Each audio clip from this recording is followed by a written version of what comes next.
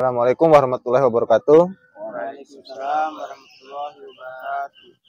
Ya, tak lupa kita harus ucapkan alhamdulillahirabbil alamin, karena itulah salah satu pujian yang mencakup keseluruhan pujian kepada Sang Ilahi Robbi, dengan banyaknya nikmat dan hidayah yang telah kita rasakan mulai dari kita bangun tidur sampai kita tidur kembali.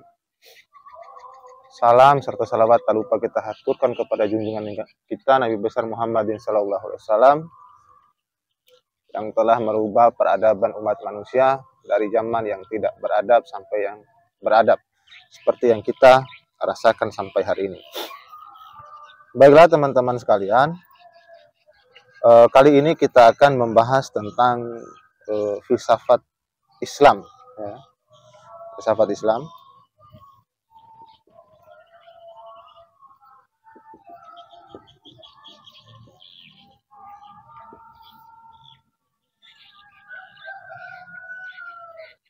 Jadi filsafat Islam, sebelum memasuki bagian intinya, kita harus tahu dulu filsafat Islamnya seperti apa. Filsafat Islam dalam kegiatan kita sehari-hari, atau seperti apa yang kita ketahui filsafat Islam itu sendiri.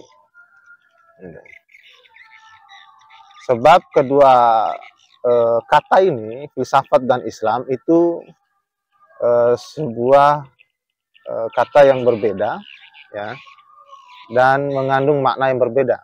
Apakah, pertanyaan kita adalah, apakah filsafat itu diislamkan, atau Islam itu mengandung filsafat di dalamnya?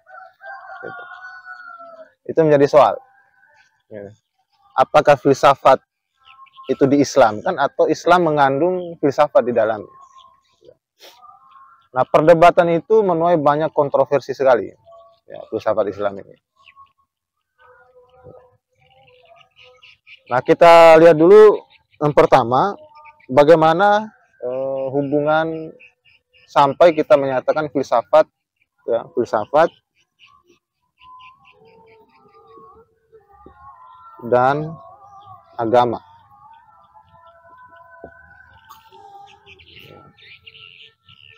Filsafat itu yang dibicarakan apa itu? Kalau filsafat,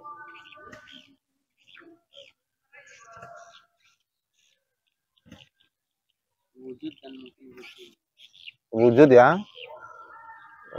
Dia bicara tentang rasional, kan? Rasional kritis. Ya, dengan model pemikiran yang mendalam, sistematis, ya kan? Terus agama. Agama belum masuk Islam. Agama secara keseluruhan, agama itu bahasa apa dia? Kepercayaan. Ya, ujungnya adalah tentang kebenaran hakiki.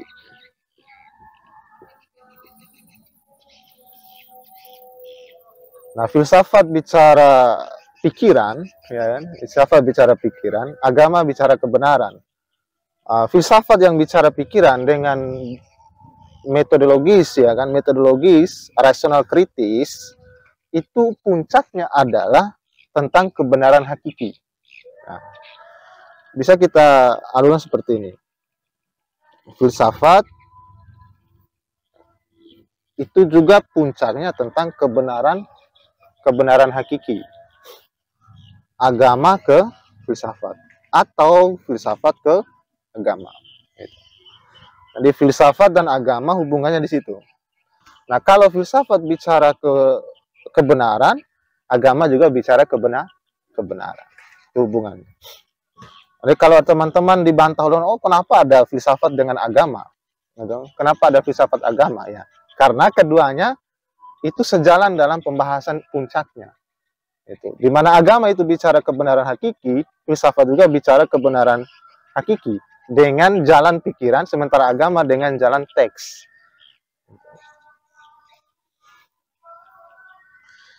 Itu mesti dipahami lebih awal, ya. Yang ini. Terus yang kedua, kita lihat pertemuannya. Bagaimana paradigma tentang filsafat dan agama itu ketika bertemu. Bertemunya filsafat dan agama.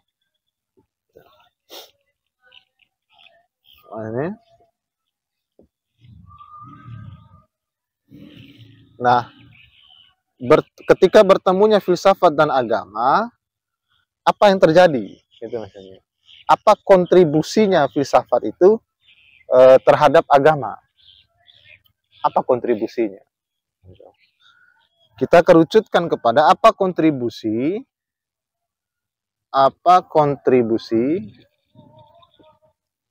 filsafat terhadap Islam. Pertama adalah mengenal Allah.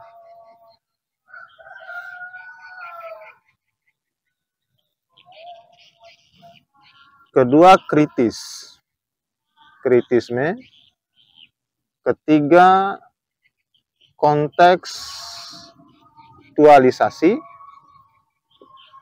Keempat, kontemplasi. Bantuan filsafat terhadap Islam itu yang pertama adalah mengenal Allah. Ini, kenapa mengenal Allah? Kenapa mengenal Allah gitu? Nah, kita percaya adanya Allah, percaya. Dari mana Putra tahu Allah itu ada? Karena ada sesuatu. Dari mana Putra tahu itu? Dari Al-Quran. Nah, Putra tahu itu dari Al-Quran. Al-Quran dari siapa? Dari Allah. Begitu terus berputar. Jadi kita mengenal Allah dari Al-Quran. Ketika Putra jawab bahwa saya mengenal Allah dari Al-Quran. Terus mengenal Al-Quran dari Allah. Allah dari mana? Ya dari Al-Quran. Begitu terus berputar. Itu. Pemahaman itu disebut tautologi atau circle. Sering saya bahas, ya kan? Pemahaman seperti itu kita berputar di situ, tidak jelas nantinya, ya kan? Tidak jelas. Nah, artinya apa? Bahwasannya filsafat, yaitu masuk di dalam Islam itu kontribusinya adalah akal, kontribusinya adalah pikiran. Itu. Bagaimana pikiran itu mengantarkan kita untuk mengenal Allah tanpa dengan menggunakan Al-Quran. Itu. Sebagian ulama menyatakan bahwa yang awal sekali dalam masuk Islam atau memahami iman adalah dengan akal, dengan pikiran. Nah, kalau kita mau Islamnya bagus, itu mesti menggunakan pikiran itu. Orang tidak akan bagus Islamnya, orang tidak akan bagus imannya kalau tidak menggunakan akalnya. Gitu. Jadi sebagian ulama sepakat dengan itu. Jadi awalnya kita harus mengenal Allah dulu. Barulah kita punya hak untuk menggunakan apa yang diberikan Allah sebagai petunjuk agar kita mampu berterima kasih. Kita dikasih nafas, kita dikasih tempat tinggal, kita dikasih hidup, intinya di alam semesta ini. Oh, siapa yang kasih ini? Gitu. Kan kita kan pikiran kita, ya kan, itu inferensi atau mencari alasan. Oh, kita lahir ya kan. Begitu ketika orang tua kita adalah orang tua kita itu agamanya Islam, oh kita percaya, oh Islam ini apa gitu. Islam itu puncak nanti adalah Allah, begitu. Kita harus beriman kepada Allah. Allah ini seperti apa rupanya? Ini bagaimana modelnya Allah ini? Itu dipertanyakan. Tapi karena kita seringnya itu adalah karena Islamnya adalah karena keturunan, jadi itu kadang-kala tidak dibahas. Tidak dibahas. Akan lebih kuat imanmu, bahkan akan lebih bagus Islammu ketika akal kamu gunakan secara totalitas. Ketika pikiran kamu gunakan secara totalitas. Dengan kata lain begini, dalam beriman atau dalam berislam, itu, kalau tanpa pikiran, maka tidak akan bagus iman dan Islam. Gitu. Nah, pikiran itu kontribusinya filsafat. Gitu. Akal itu tadi yang menggunakan betul-betul pada bidang akal adalah filsafat. Apa yang dibahas? Ya kan, yang itu tadi, yang sistematis, rasional, dan radikal. Dasarnya apa betul ini Allah ini? Gitu. Kalau dalam bukunya, coba, Buya Hamka itu, falsafah kehidupan itu, dia menyatakan bahwa apa hak kamu menggunakan Al-Quran sementara kamu belum mengenal Tuhan? Gitu. Analogi sederhana begini, kalau kita ke rumahnya orang, kita ingin minum airnya, kita mesti minta izin sama si tuan rumah kan? Begitupun kita menggunakan milik Allah, ya kan? Al-Quran ini, kan firman Allah, ucapan Allah diturunkan kepada Nabi lewat malaikat. Ini, ya kan, Al-Quran ini, apa hak kita menggunakan Al-Quran kalau sebelumnya kita belum mengenalnya? Itu maksudnya. Jadi kalau kita menyatakan dengan cara tadi, argumentasi kita, oh saya mengenal Allah itu lewat Al-Quran. Terus Al-Quran kamu kenal lewat siapa? Dari Allah. Begitu, berputar terus di situ. Itulah kenapa sebelum kita menggunakan Al-Quran, kita mesti menggunakan filsafat sebagai jalan pertama untuk mengenal Allah. Terus bagaimana dong Bang, kita ini sudah Islam, langsung Islam, gimana caranya ini? Nah itu, makanya diperlukanlah filsafat sebagai bidang akal kita, pikiran yang sistematis, radikal, dan rasional itu untuk lebih hati-hati dalam mengupayakan konsep Allah yang bagaimana yang harus kita imani ini. Gitu. Dengan kata lain begini, kalau akalmu tidak jalan, maka Islammu tidak bagus itu. Kalau akalmu tidak jalan, maka imanmu tidak bagus juga. Gitu. Nah selanjutnya, itu kritisme. Kontribusi filsafat ini, kontribusi filsafat terhadap Islam, atau terhadap agama. Kritisme ini, kita tidak akan sakrakan pikiran kita sendiri, atau menjadi ateis, menuhankan pikiran, dan kita tidak akan mensakralkan pikiran-pikiran kelompok. Itu. Mensakralkan pikiran HMI, PMI, ya kan, mensakralkan pikiran IMM, atau lebih besar nih, mensakralkan pikiran-pikiran Nahdlatul Ulama dan Muhammadiyah. Kita tidak terjebak di situ lewat filsafat. Jadi agama itu dari dulu, ya kan, dari masanya Rasulullah, meninggalnya Rasulullah, itu mulai terjebak pada dua pandangan utama, yaitu tentang Sunni dan Syiah. Perdebatan panjang di sini, ya kan, itu ya tidak terlepas dari peran-peran politik di dalamnya. Gitu. Nah kita bahas Indonesia aja, ya kan.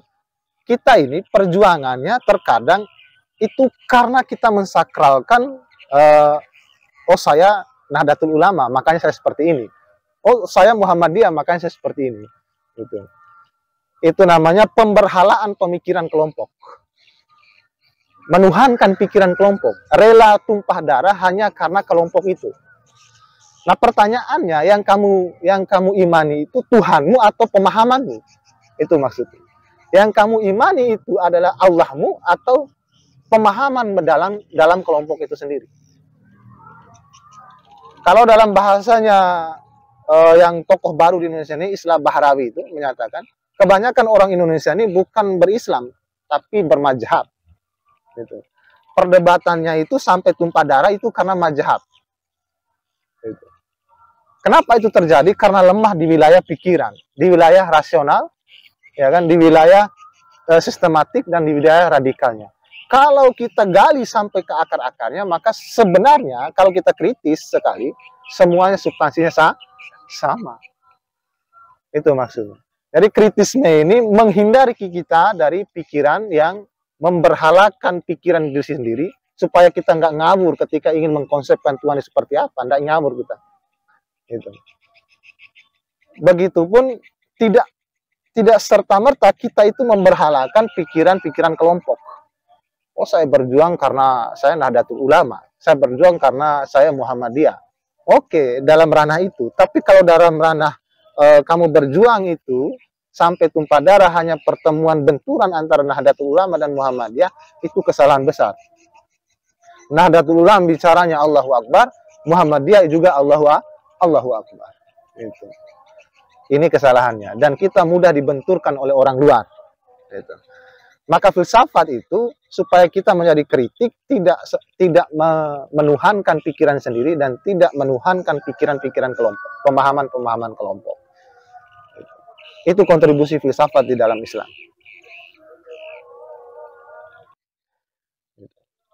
Dia akan mengkaji, bahkan kelompok-kelompok itu akan dia banding-bandingkan supaya melihat apa substansinya dengan teknik berpikir yang radikal. Gitu. Maka orang kalau belajar filsafat, tandanya dia tidak akan mudah terkecoh dengan pemahaman kelompok. Dan dia tidak akan berjuang hanya karena pemahaman kelompok. Itu maksudnya. Ya, kalau kalian HMI, kelompok HMI, oke. Pemahamannya begini, doktrinnya begini, ya bisa begitu. Kalau kalian PMI, ya begitu. Atau begini, kalau kalian NU, ya NU begini modelnya, tradisional ya. Kalau Muhammadiyah, ya begini modelnya dengan teknik pemikiran yang mengkritis, ya kan, dengan hadirnya Muhammadiyah untuk memurnikan Islam ya dari penyakit TBC, tahayul, bid'ah dan khurafat itu. Tapi tidak kemudian dalam kehidupan tindakan sosial kita menggunakan pemikiran atau pemahaman itu sebagai satu pijakan untuk menyesatkan pikiran orang lain. Gitu. Dari Muhammadiyah kata, oh ini Muhammadiyah sesat. Misalnya dari Nahdlatul Ulama menyatakan, oh ini sesat ini. Gitu. Saling menyesatkan hanya karena pemahaman kelompok. Filsafat itu bantunya di situ. Orang yang kalau belajar filsafat, dia tidak mudah saling menyesatkan kelompok-kelompok tertentu. Nah, baginya itu hanya kendaraan. Ya. Itu hanya jalan. Begitupun pemikiran kita. Kita tidak mudah terkecoh, kita tidak mudah cacat dalam berpikir dengan menggunakan bantuan filsafat. Gitu. Yang ketiga adalah kontekstualisasi. Nah, kontekstualisasi bantuan filsafat adalah menjadi jembatan terhadap konsep ideal-idealnya agama, ya kan, dengan menyesuaikan ideal agama ini dengan kontekstual pemikiran masa kini. Gitu. Saya ambil contoh misalnya kontekstualnya tentang bid'ah yang sering diperdebatkan sampai hari ini. Ya kan, jangan pakai mobil karena mobil tidak ada di zaman Rasulullah gitu. Nah, itu pemikiran filosofis lah yang paling radikal dalam berpikirnya untuk menyesuaikan itu. Kenapa? Ya, substansi yang diambil tapi konteksnya tetap kita sesuaikan. Misalnya gitu. Jangan pakai motor karena motor tidak ada di zaman Rasulullah. Itu kalau kita hanya melihat teks tanpa kontekstual, maka kita terjebak pada kondisi itu. Maka kamu tidak akan pakai HP sampai sekarang kalau terlalu fanatik di situ. Contoh lain misalnya adalah siwak. Siwak, tahu siwak untuk sikat gigi ini, ya kan? Kalau kita fokusnya pada teks, ya kan? Fokusnya pada teks bahwa kita ini menggunakan siwak. Ya. Lalu dianggap bid'ah lah sikat gigi misalnya gitu dan odol. Ya. Tetapi pada teks itu substansinya adalah kebersihan. Ketika menggunakan siwak kita bandingkan, oh pada masa itu memang banyak siwak, belum ada sikat gigi. Nah sekarang sudah ada sikat gigi, semakin berkembang zaman, maka dengan bantuan pemikiran yang filosofis itu, dengan rasional, sistematis, dan radikal tadi, bantuan filsafat adalah menyesuaikan ideal agama itu dengan kontekstual hari ini. Oh, maka kalau substansinya adalah kebersihan, nah berarti sikat gigi dan odol itu lebih bagus dong. Itu maksudnya. Menyesuaikan itu. Nah, itu kontribusi filsafat. Karena filsafat itu tadi, ya dia berpikirnya mendalam, ya, atau radikal kita sebut, komprehensif, menyeluruh, terus rasional, rasio menggunakan penggabungan, pemilihan dan sebagainya, dan sistematis. Gitu. Terus yang keempat itu refleksi atau kontemplasi. Kontemplasi dia. Kontemplasi ini dengan bantuan filsafat, ya kan, setelah kita membaca Al-Quran misalnya, oh ini apa maknanya. Dengan cara itu kita bunda refleksi, memahami atau membaca diri sendiri, membaca Tuhan dan membaca alam semesta. Itu bantuan filsafat. Nanti lahirlah ilmu kalam atau disebut teologi.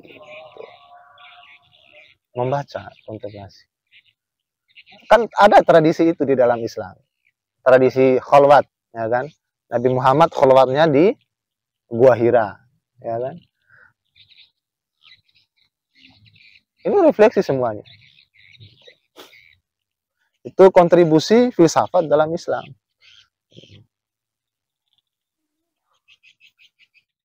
Nah, kalau ada yang bertanya tentang apa sih kontribusi filsafat ke dalam Islam, itu tadi. Gitu. Nah, terus bagaimana ketika filsafat bertemu agama itu bagaimana modelnya? Gitu. 3, bertemunya filsafat dengan agama.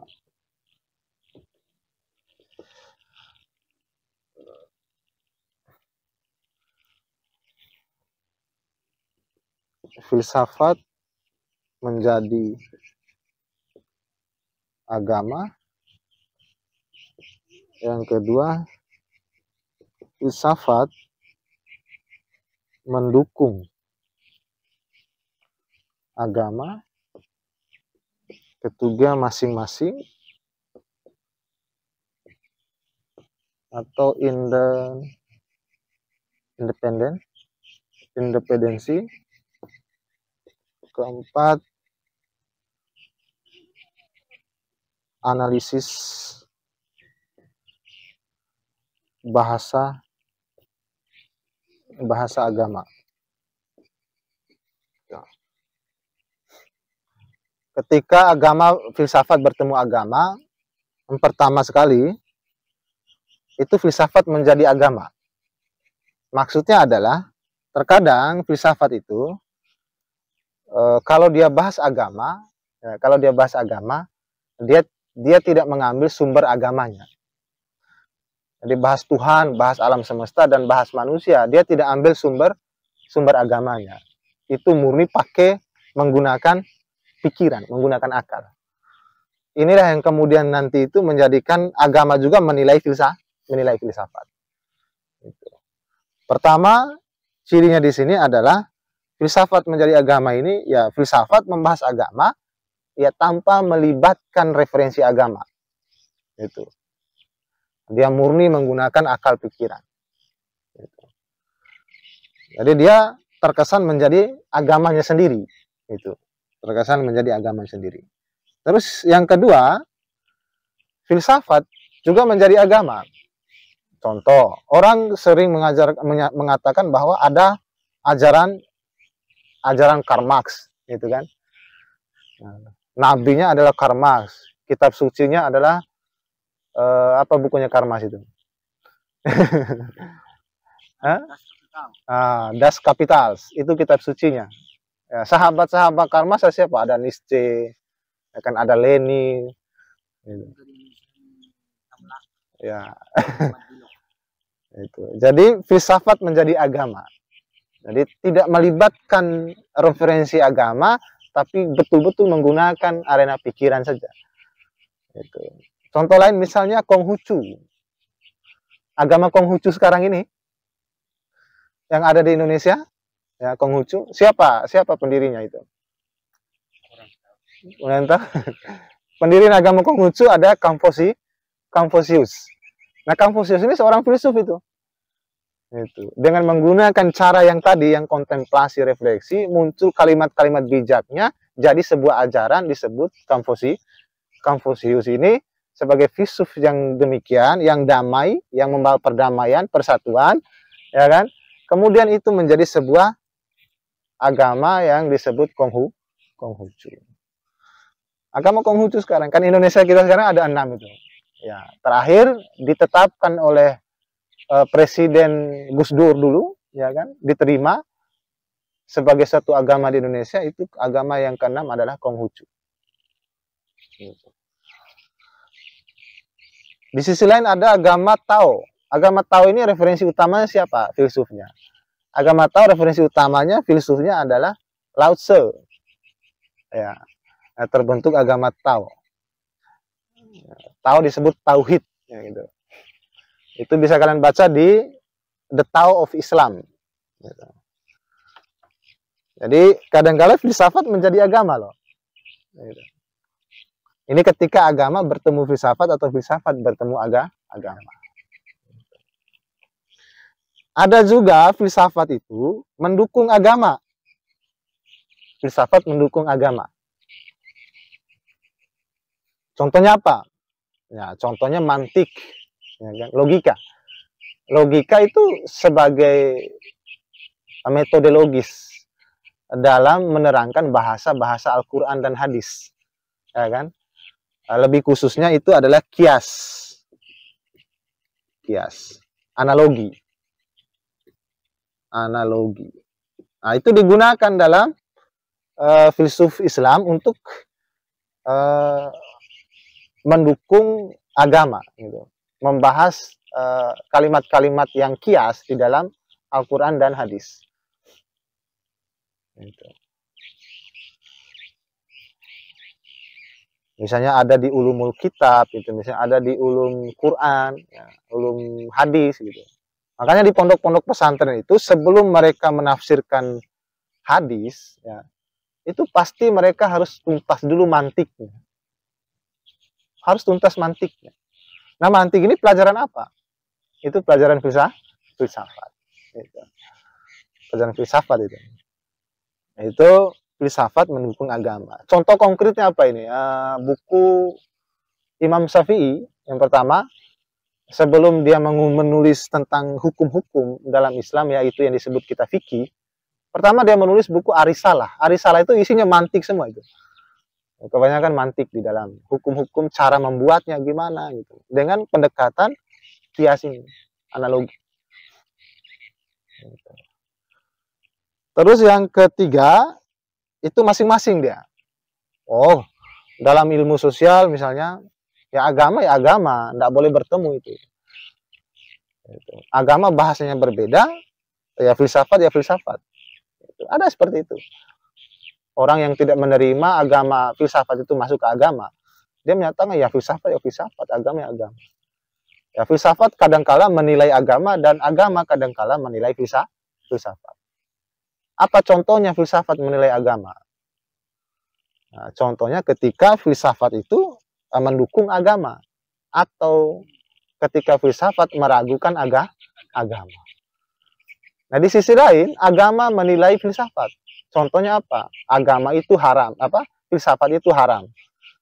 Itu karena dia berdiri di pihak agama lalu menilai filsafat, menyatakan filsafat itu haram. Itu karena agama menilai filsafat. Itu ketika dia berdiri masing-masing. Ketika dia berada pada konteksnya masing-masing. Ya, filsafat menilai agama, ya agama itu tidak ada. Itu pernah terjadi dulu. Misalnya Rahib Maimonides yaitu menilai bahwa agama itu tidak penting. Atau Karl Marx, ya kan, bahwa agama itu candu. Itu ketika filsafat menilai agama. Ketika dia juga berdiri masing-masing. Oh, agama itu candu. Atau Nietzsche, Tuhan telah mati. Ya, itu ketika filsafat menilai agama dalam konteks teologi. Oh, Tuhan telah mati, kata Nietzsche. Atau Sartre, ya kan, Sartre juga menyatakan kebebasan berekspresi. Bahwa kita harus bebas berekspresi. Nah, itulah yang menghendaki kita ini. Ada yang kemarin kasus itu yang melukis wajah Rasulullah, ya kan, itu dengan landasan kebebasan berekspresi. Itu ajaran-ajarannya Sartre. Itu ketika filsafat menilai agama. Dan agama pada kondisi itu juga menilai filsafat. Ya contoh ya, oh ini kafir, itu kufur. Filsafat itu haram. Nah itu. Karena dia berdiri pada konteks agama. Terus yang keempat adalah analisis. Analisis bahasa agama. Nah, di mana filsafat, ya ketika bertemu dengan agama, dia menganalisa bahasa-bahasa yang ada di dalam Al-Quran dan hadis. Supaya apa? Supaya tadi itu. Supaya dia menjadi kontekstual. Ya. Misalnya dalam Al-Quran dikatakan bahwa pahala dosa besar ketika menyatakan pada ibu kandung kalian. Gimana ini? Maka dilihat itu isunya. Berarti kalau dipukul boleh dong. Misal gitu. Nah, bahasa yang maknanya ini secara teknik mesti dianalisis bahasanya, maka itu adalah kerjanya para filosof. Bagaimana memaknakan itu? Dengan bantuan filsafat dia. Gitu. Itu bahasa kias, misalnya begitu. Kata A saja tidak boleh, apalagi pukul. Gitu. Misalnya hamar, sering saya sampaikan, hamar itu kan perasan anggur itu, ya kan, memabukkan. Nah, apakah setiap yang memabukkan itu haram? Nah, maka konsep untuk menjelaskan itu adalah konsep pikiran. Ketika dia konsep pikiran, maka dia adalah filsafat. Gitu. Apakah setiap memabukkan itu haram? Ya, tidak. Gitu. Kenapa? Ya, karena yang dibahas di Al-Quran itu adalah hamar. Ketika ingin menganalogikan, membandingkannya, mestinya ada secara lahir dia sama. Contoh ya, kita ambil saja alkohol. Gitu. Kita ambil Shopee misal begitu. Nah, itu bisa haram dengan kaitan kesamaan lahirnya. Tapi kalau mau seluruh yang memabukkan kita katakan haram, apakah mungkin orang yang naik bis dia mabuk itu haram? Kan tidak. Itu maksudnya. Nah, di dalam proses itu adalah proses analisis filsafat. Bahasa-bahasa agama dianalisa. Gitu. Itu maksudnya ketika agama bertemu atau filsafat bertemu agama, maka yang terjadi adalah filsafat menjadi agama, ya kan? Yang kedua, filsafat mendukung agama. Yang ketiga, mereka berdiri masing-masing atau independensi. Ya, berdiri masing-masing. Yang keempat, ya filsafat menganalisa bahasa-bahasa dalam agama. Kalau dia dalam Islam, maka bahasa-bahasa di Quran dan hadis dianalisa dengan menggunakan metodologi filsafat. Gitu.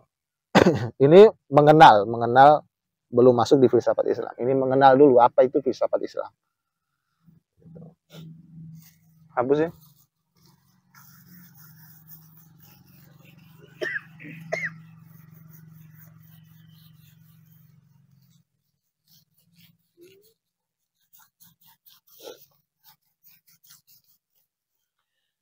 Nah, selanjutnya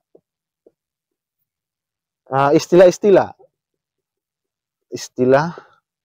atau problem ya, problem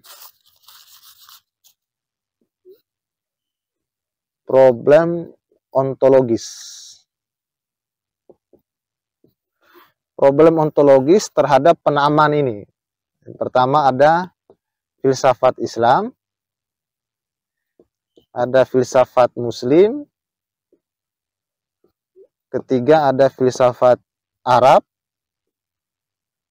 4 ada filsafat dalam dunia Islam. Gitu. Problem ini itu terjadi sampai sekarang. Ada nggak sih filsafat Islam itu? Itu yang menjadi problemnya. Nah, kalau para orientalis lebih menggunakan filsafat dalam bahasa Arab. Semacam Adamson, ya kan, Renan.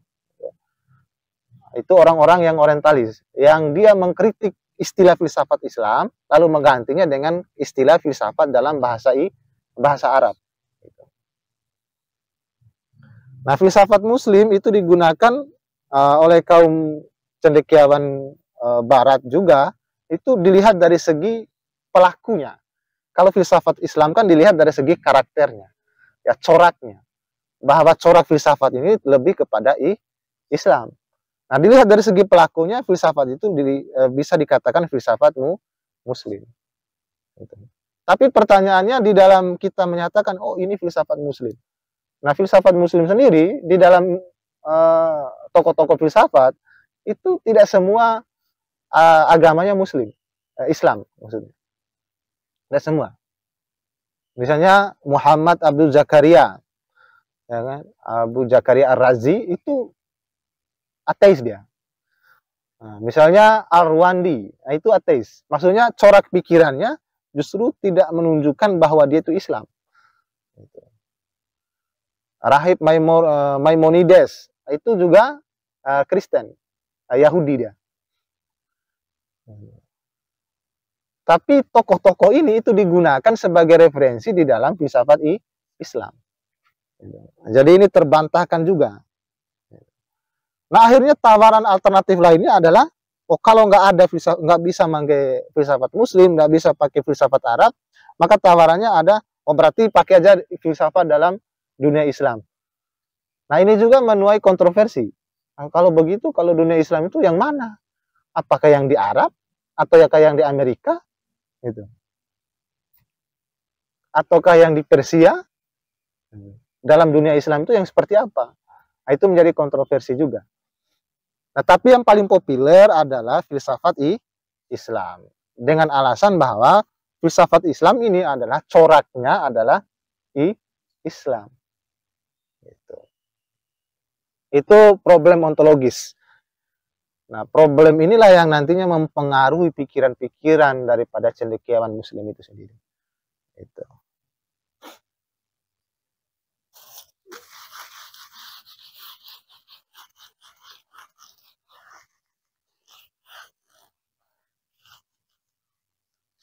Nah, bagaimana perspektif orang terhadap filsafat Islam? Nah, itu mesti kita lihat juga sebagai sebuah pengantar ini. Bagaimana perspektifnya? Yang pertama, ada yang menyatakan bahwa filsafat Islam itu adalah tidak orisinal. Tidak orisinal atau tidak asli. Tidak asli.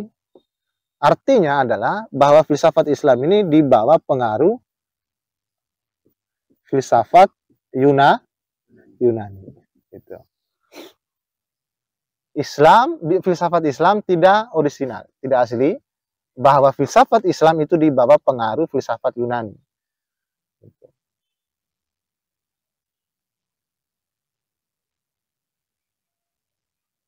Kalian bisa sepakati nggak ini? Tidak orisinal ini.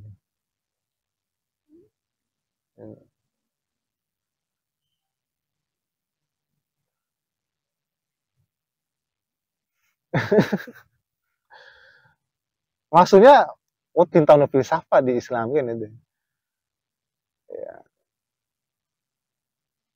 Karena nggak mungkin ada filsafat dalam Islam gitu.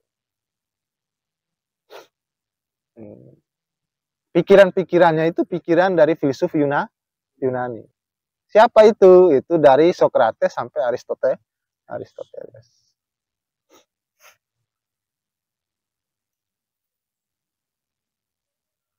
Ini pelecehan sebenarnya ini.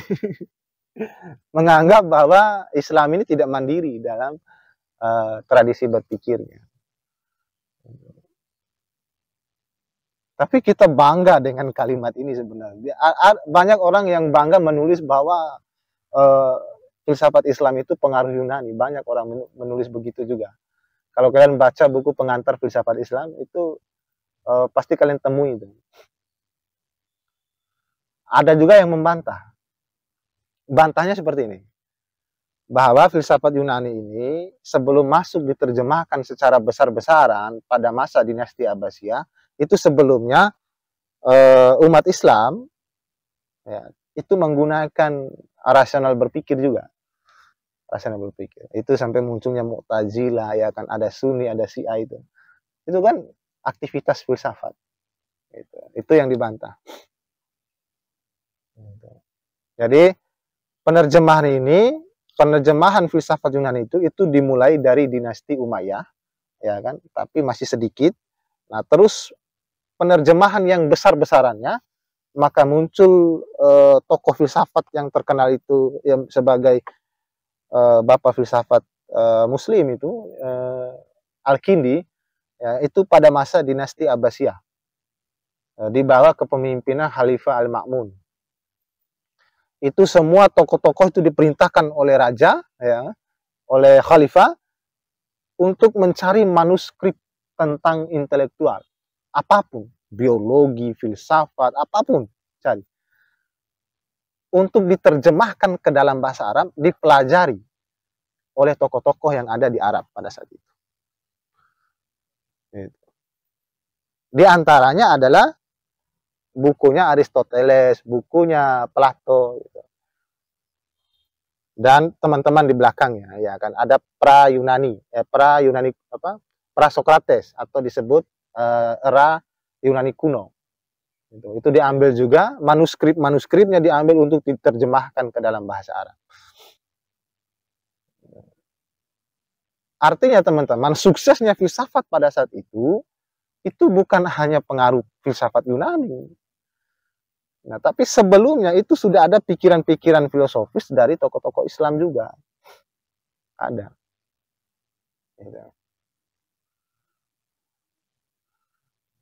Jadi banyak semacam Nasr gitu kan, itu menolak ketika menyatakan bahwa filsafat Islam itu tidak asli, tidak orisinal. Maksudnya yang kedua, ada yang paling parah ini bahwa filsafat Islam itu hasil plagiat. Tahu plagiat? Plagiat itu mengambil karya orang lain. Hasil plagiat dari Aristoteles lah. Itu filsafat Islam. Nah, perspektif yang ketiga itu adalah revitalisasi.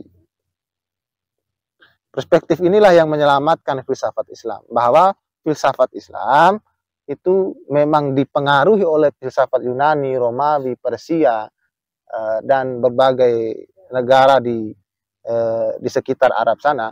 Tetapi itu direvisi.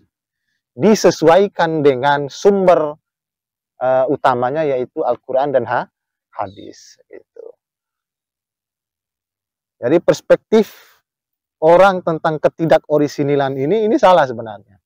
Kenapa? Karena misalnya begini, di wilayah logika misalnya, bukti konkretnya di wilayah logika, yang ditawarkan oleh Al-Farabi adalah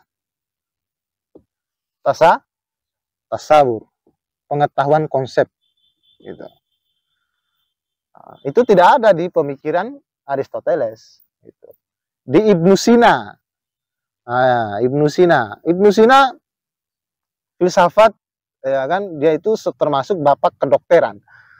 Nah, di bagian Persia, bagian Rusia sana itu tidak bakal tuntas ilmu kedokteran orang kalau tidak tuntas di bukunya Ibnu Sina tentang pengobatan. Dari mana itu? Tidak ada. Ya kan? Pikiran itu murni dari pikiran Ibnu Sina. Gitu. Memang sebelumnya ada pelajaran biologi, ada pelajaran fisika yang diturunkan di bawah pengaruh Aristoteles. Tetapi itu menjadi sebuah dasar. Gitu. Nah, itu kan sebuah hal yang wajar ketika kita menggunakan pengaruh orang lain kan. Ya, kita ambil pikirannya Igon atau kita ambil pemikirannya Arya untuk kita bandingkan supaya kita mengeluarkan produk pikiran kita sendiri. Gitu. Kita ambil contoh nih. Plato itu lebih dikenal dengan tokoh dualisme atau idealisme, ya kan? Plato punya murid namanya Aristoteles. Apakah pikiran Aristoteles dan Plato sama? Tidak kan? Nah, ini maksudnya. Jadi kelirulah ketika orang menyatakan bahwa filsafat Islam itu pengaruh pikiran filsafat Yunani. Sebab apa? Antara murid dengan guru saja itu berbeda. Artinya apa? Filsafat Islam punya ciri khas sendiri. Nah, itu disebut dengan perspektif revitalisasi. Maksudnya apa? Semua pengetahuan yang diterjemahkan pada masa itu direvisi. dengan betul-betul menggunakan sumber utamanya yaitu nas. Nas itu Al-Quran dan hadis. Gitu. Jadi banyak contoh konkretnya di situ. Revitalisasi Al-Farabi, Ibnu Sina, Al-Kindi itu punya pikiran-pikiran tersendiri. Mau mengenal Al-Kindi ya bisa kalian baca Al-Falsafah Al-Ula, filsafat pertama. Itu diserahkan oleh Al-Kindi kepada Khalifah Al-Ma'mun kalau nggak salah itu. Sebagai hadiah pertama dengan jasa. Karena pada saat itu suksesnya filsafat yang kita sebut sebagai masa keemasan daripada filsafat, keemasan Islam, itu karena keterbukaan. Pemimpinnya terbuka, pemimpinnya mendukung dunia-dunia intelektual seperti kita sekarang ini. Pemimpinnya. Rakyat, masyarakatnya juga itu pada saat itu sangat mendukung ya, cara belajar yang seperti ini. Iya. Nah sekarang, enggak, pemimpinnya beda, rakyatnya beda ini. Bahkan yang disakralkan adalah pikiran-pikiran kelompok sekarang. Itu seolah diburamkan itu Pancasila itu. Yang ada adalah oh saya NU ya, saya Muhammadiyah gitu.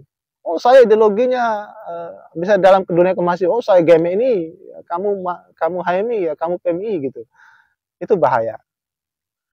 Ya di dalamnya terdapat ego-ego pemahaman kelompok yang terjadi. Sehingga hal-hal begini tidak terjadi. Keterbukaan intelektualnya tidak ada. Itu berbahaya. Nah suksesnya itu karena itu. Karena keterbukaan itu. Menerima apapun pikiran dari luar, bahkan diterjemahkan, dicari pada saat itu. Dibiayai oleh negara. Dinasti Abbasiyah pada itu dibiayai untuk mencari manuskrip ini. Pilihan-pilihan tulisan para tokoh ya kan, para filsuf, mulai dari Thales ya kan. Itu diambil semua, diterjemahkan ke dalam bahasa Arab, dipelajari oleh tokoh-tokoh. Dibuat buku orisinil sendiri dengan teknik revitalisasi, direvisi. Nah, cara merevisinya mereka adalah dengan tetap menggunakan nas. Ya, nasnya apa? Al-Quran dan hadis. Nanti kita dalamilah untuk urusan ini di wilayah epistemologi Islamnya. Ya, nanti ada epistemologi Islam itu ada bayani, ada irfan, ada burhani. Ini seperti yang saya katakan di awal, ini pengantar supaya kita mengenal. Oh inilah filsafat Islam itu. Begini ternyata modelnya. Bahwa filsafat Islam itu sebenarnya pernah ditolak gitu. Istilahnya saja ditolak gitu.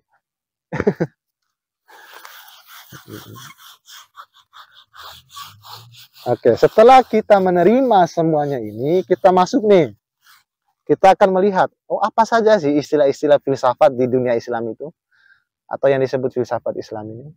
Gitu. Apa saja istilah-istilah yang dipakai gitu. Nah, mereka memakainya istilah falsafah gitu.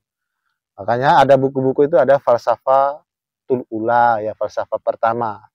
Ada falsafah tuna ya kan? Nah, itu falsafah yang dipakai. Dia tidak menggunakan istilah filsafat. Nah, istilah falsafah ini itu serapan dari atau adopsi ya, adopsi dari bahasa Yunani. Gitu. Nah, kalau Al-Kindi itu lebih menggunakan bahasa falsafah. Makanya buku pertamanya itu Al-Falsafah Al-Ula. Al-Kindi. Ibnu Sina juga dalam buku Asisifanya itu bahasanya tentang mantik semua itu.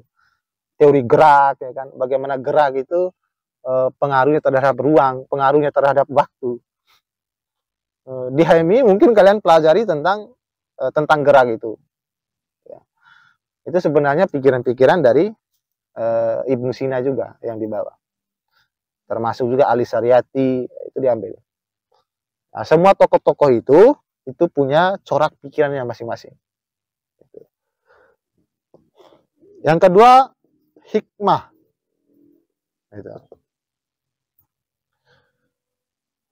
Nah, hikmah ini yang khusus, yang hanya ada di dunia Islam. Hikmah itu adalah melakukan sesuatu itu pada kapasitasnya, ya, sesuai dengan waktu dan batasnya sesuatu itu. Kita memang misalnya gini loh, hikmah ini. Hikmah ini kan artinya apa tadi? Kebijaksanaan. Nah, contoh konkretnya dalam Islam yang masuk pada hikmah ini adalah Luqman. Luqman apa? Hakim. Luqman Hakim. Diceritakan dalam Al-Quran itu. Jadi hikmah ini serapannya dari Quran. Nah, hikmah yang dijelaskan dalam filsafat Yunani itu berbeda dengan hikmah yang dijelaskan dalam filsafat Islam. Lebih kepada Quran dia. Nah, bahwa hikmah itu adalah yang diberikan oleh Tuhan. Sementara filsafat Yunani itu konstruksi pikiran yang diterjemahkan. Itu beda nanti. Bahkan sampai teori cintanya, ya kan? Plato ya beda dengan teori cintanya Ibnu Halaz, ya kan? Al-Halaz sama Rumi, Maulana Rumi, Rabiatul Adawiyah itu beda. Ya, karena konteksnya Maulana Rumi itu selalu menggunakan ranah Quran dan hadis. Gitu. Makanya kalimat-kalimat Maulana Rumi itu sangat menyentuh sekali dan tidak melenceng dari situ. Gitu. Itu hikmah. Nah, hikmah ini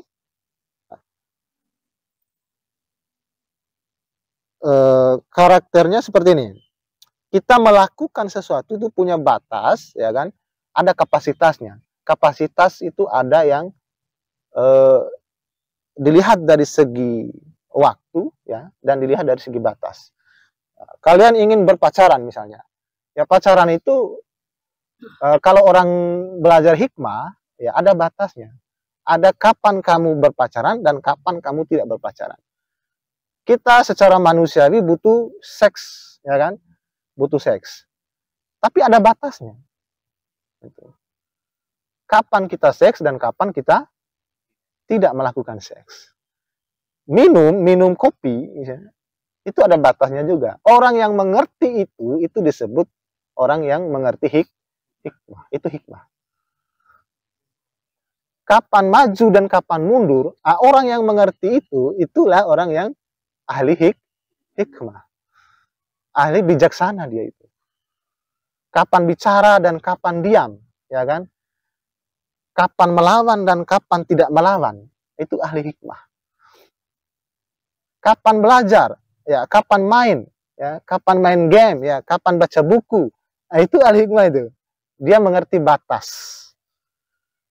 Ya, dia mengerti batasnya. Ya, kalau kalian punya motor 2, ya, kapan saya bawa motor yang ini, ya, kapan saya bawa motor yang ini, bisa gitu. Itu kalau sudah masuk pada hikmah. Nah, hikmah oleh Ibnu Qayyim disebutkan ada 2. Ada hikmah levelnya itu pengetahuan, ya, pengetahuan dan tindakan. Jadi hikmah itu ada di bagian pengetahuan. Di bagian pengetahuan, ketika kita belajar, baca buku, ya kan, memahami alam semesta, Tuhan dan diri kita, itu yang dicari adalah esensi sesuatu, bukan aksidensinya. Yang dicari adalah substansi sesuatu. Ketika kita dapat substansinya, itu disebut hikmah. Hikmah pengetahuan. Nah, kalau orang sudah sampai di situ, maka ketika melihat putra, dia tidak melihat lagi putra sebagai jasad, tapi putra sebagai esensi. Nah, ketika melihat Arya, tidak lagi melihat Arya sebagai angka rupiah. Misal gini, Arya, oh, saya harus hargai Arya karena Arya orang kaya. Saya harus hargai Arya ini, hormati Arya, dan harus saya jaga Arya ini karena Arya adalah bos saya. Bukan begitu. Kalau hikmah pada aspek ini, pada aspek tindakan, kalau dia sudah sampai esensi pada tindakannya, maka dia akan memandang manusia pada sisi esensi. Ketika dia memandang manusia itu pada sisi esensi, maka semua manusia itu sama. Gitu. Yang berbeda hanya kulitnya, yang berbeda hanya tampilan luar. Itu hikmah namanya. Di Islam itu diajarkan seperti itu dengan terus menggunakan nas Al-Quran dan hadis. Ini kita sudah masuk ya, tadi pengantar, ini sudah masuk pada bagian awal. Bagaimana istilah-istilah di dalam Islam itu tentang filsafat. Hikmah dipakai. Kenapa mereka bedakan istilah falsafah dengan hikmah? Ya kan? Karena filsafat itu kan apa tadi? Cinta, kebijaksanaan, dipilah. Karena nanti dipilahnya kenapa? Karena hikmah itu lebih kepada sumbernya dari itu Tuhan, sumbernya dari Allah Subhanahu wa taala. Itu, kemampuan itu. Berdasarkan dasar ini, pengetahuan dan tindakan, level hikmah ada 3 itu. 3 level. Gitu. Yang pertama itu level mengerti batas. Mengerti batas. Kayak tadi, ya, kapan kita minum air dan kapan kita berhenti minum air. Gitu. Mengerti batas. Kapan kita menyampaikan atau memberitahu orang dan kapan tidak kita memberitahu orang. Kan ada itu. Ya, ketika saya memberitahu Arya di depan muka umum atau di depan teman-temannya, itu tidak hikmah itu. Ya kan? Jadinya penghinaan. Mengerti batas di situ. Saya nasihati putra di depan teman-temannya dengan cara yang tidak baik misalnya. Ataupun dengan cara yang baik, tapi itu akan bernilai penghinaan terhadap putra. Itu mengerti di batas itulah yang disebut hikmah. Gitu. Terus level yang kedua adalah level pengetahuannya. Kapan kamu bicara ini, kapan kamu bicara itu, ya itu. Itu mengerti pengetahuannya. Terus yang ketiga, itu level intuisi. Intuisi. Ini, ya kita ambil contoh yang sekarang saja supaya langsung dipahami. Level intuisi ini adalah kemampuan orang ketika membaca kondisi ini. Oh, kenapa ini anak-anak Laframpane tidak ada yang datang? Ketika dia sudah sampai pada level intuisi, intuisinya apa? Dia mengambil makna lain di balik pada kejadian itu. Apa maksudnya ini? Bisa gitu. Apa pelajaran yang saya bisa petik dari yang ada ini? Itu level intuisi, itu level tertinggi itu. Level tertinggi. Tapi kebanyakan di masyarakat kita itu menggunakan level intuisinya. Lupa level-level batas dulu. Lupa itu. Lupa level-level pengetahuannya dulu. Gitu. Langsung ketika misalnya anaknya diperkosa, ya sudah ambil saja hikmahnya. Itu. Ya kan? Atau HP-nya hilang. Sudah ambil hikmahnya itu. Sebenarnya pada kondisi itu adalah level intuisi. Di mana ketika ada HP-mu yang hilang, motormu yang hilang, kamu bisa mengambil makna lain di balik kejadian yang terjadi. Itu levelnya intuisi. Dan itu level tinggi loh. Levelnya dari dalam diri kita dulu. Kita harus sadar bahwa kita harus akui kesadaran itu, bahwa ada Tuhan ini ada rencana lain ini. Bahasanya gini, level intuisi ini. Ada rencana lain dari apa yang kita sudah rencanakan. Dan rencana lain itu dari Tuhan, bukan dari manusia. Bukan dari manusia. Sama ketika kita hilang motor. Apa yang maksud ini? Tapi harus mengerti level-level batas dulu. Ya, kita harus cari tahu dulu motor ini hilang, siapa yang ambil. Tetap harus ada ikhtiarnya dulu. Jangan langsung begitu hilang, ya udah ambil hikmahnya. Jangan begitu, itu kesalahan. Pasrah, aku ngaran deh, lain namanya hikmah. Gitu. Beda ya. Beda pasrah sama mengambil hikmah beda. Gitu. Jadi, bisa nggak dipahami itu hikmah?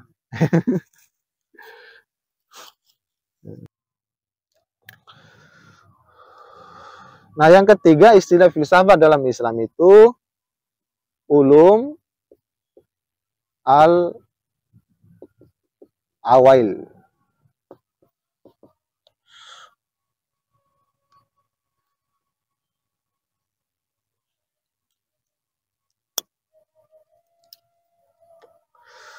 Ulum awal ini adalah pengetahuan dari zaman dulu itu maksudnya.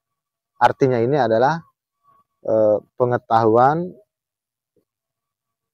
zaman dahulu. Makanya di dalam bukunya disebutkan di sini ada 7 ahli hikmah yang menjadi ulum al-awail ini. Ahli hikmah. Di antaranya adalah Thales. Thales itu dalam Islam disebut sebagai ahli hikmah. Ahli hikmah, Thales. Kenapa? Karena dia tidak menggunakan Al-Quran ketika dia mencari tentang sumber daripada penciptaan ini. Sampailah pada kesimpulan dia itu bahwa segala sesuatu ini terbentuk dari air gitu. Ya. Thales ahli hikmah. Dia memikirkan tentang alam semesta. Ya kan? Dia tidak menjelaskan oh ini Tuhan, tidak, tapi terbentuknya alam semesta dari air. Dia tidak menyatakan bahwa air adalah Tuhan, dah. Bukan. Thales mencari betul-betul apa sih yang membuat ini terjadi begitu sistematis gitu kan. Ya, Thales kan hidup sezaman dengan siapa? Anaximandos sama Anaximenes. Hidup sezaman mereka. Dan berbeda, menurut Thales Ail, menurut Anaximandos berbeda dengan Thales, menurut Anaximenes juga berbeda, ya kan? Nah makanya pikiran-pikiran itu tidak terlepas dari pengaruh, ya kan? Anaximandos dan Anaximenes itu di bawah pengaruh Thales. Kenapa ada perbedaan? Karena dia kembangkan pikiran itu, dia cari ciri khasnya diri sendiri. Jadi kelirulah ketika ada orang kaum orientalis semacam Renan, ya kan, semacam siapa tadi? Adamson yang menyatakan bahwa filsafat Islam itu adalah pengaruh Yunani, tidak ada yang Asia. Itu kesalahan besar itu. Semacam rahib Maimonides itu menyatakan bahwa filsafat Islam itu tidak ada yang berarti, semuanya adalah hasil plagiat dari filsafat Yunani. Nah, itu kesalahan. Nah, kalau dalam logika kan itu di dalam logikal falasi kan, dia masuk di falasi ad hominem, di mana rahib Maimonides ini menyatakan itu menyerang kepribadian. Gitu. Thales dan kawan-kawan itu dimasukkan ke dalam ulum al-awail, ya kan, pengetahuan zaman dulu. Bayangkan loh, mungkin sekarang ini kita menyatakan oh biasa aja pikiran itu, tapi dulu orang itu percayanya cuma dewa, ya kan. Ketika petir terjadi, oh ini dewa Zeus lagi marah ini, gitu kan. Atau apa ini, gelombang laut itu besar, terjadi tsunami, oh ini dewa Poseidon ini yang lagi marah. Kan dewa Poseidon itu menguasai wilayah di bawah, wilayah tanah dia, termasuk lautan. Kalau dewa Zeus itu wilayah api dan petir, gitu kan. Ada dewa Thor juga, ada dewa Hermes, ada dewa Titan, ada dewa Maya, yang pada bidangnya masing-masing diciptakan oleh pikiran orang pada zaman itu. Iya, diciptakan oleh pikirannya. Itulah hadirnya filsafat itu. Untuk kita tidak ngawur dalam menyimpulkan sesuatu. Kayak tadi yang saya jelaskan di awal. Gitu. Nah, jadi apa? Artinya gini, kita kan sudah masuk, ya kan? Nah, apa tujuannya filsafat Islami? Nah, ini mesti kita tahu nih, supaya Anda tanpa arah kita. Tujuan FI. Nah, kalau di filsafat Yunani, tujuannya itu cuma mencari kebenaran. Kalau di Islam itu beda. Dia membenarkan yang benar. Bukan mencari kebenaran, tapi membenarkan yang benar. Bisa masuk, paham maksudnya? Kira-kira gimana itu membenarkan yang benar?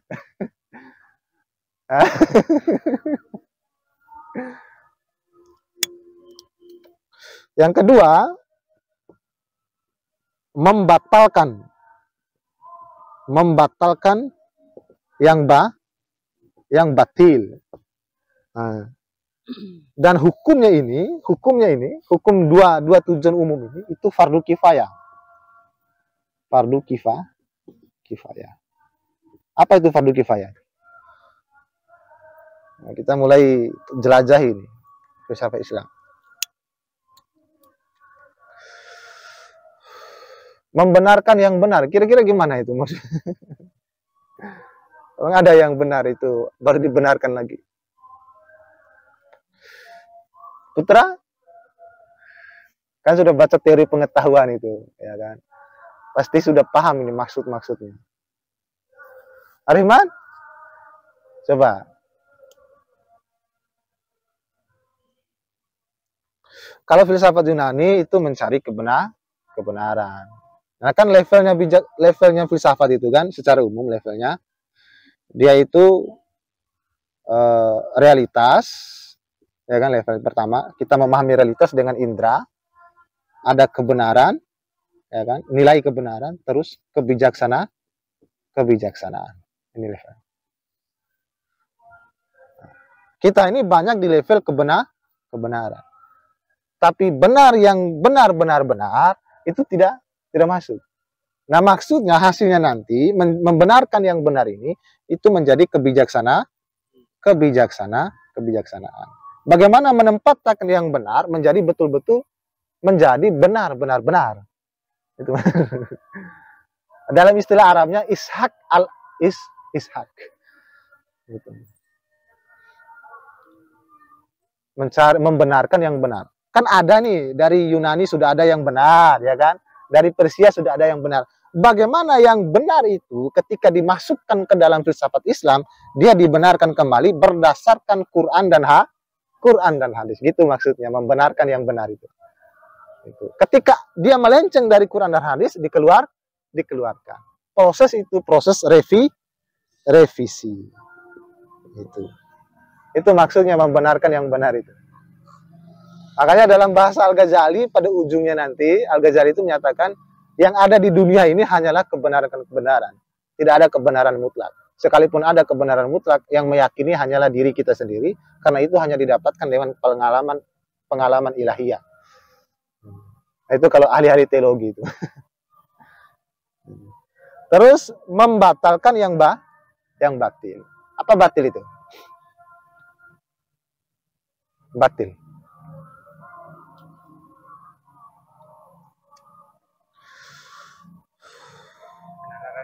Hah? Wih, masa istilah batil aja enggak paham gimana ini? Diragukan ke agama ini. Agama Islam atau gimana ini? Batil loh.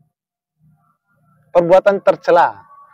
Perbuatan-perbuatan yang tidak sesuai dengan perintah. Nah, yang batil itu dibatalkan. Itu tujuannya. Dengan cara filsafat. Membatalkan yang batil.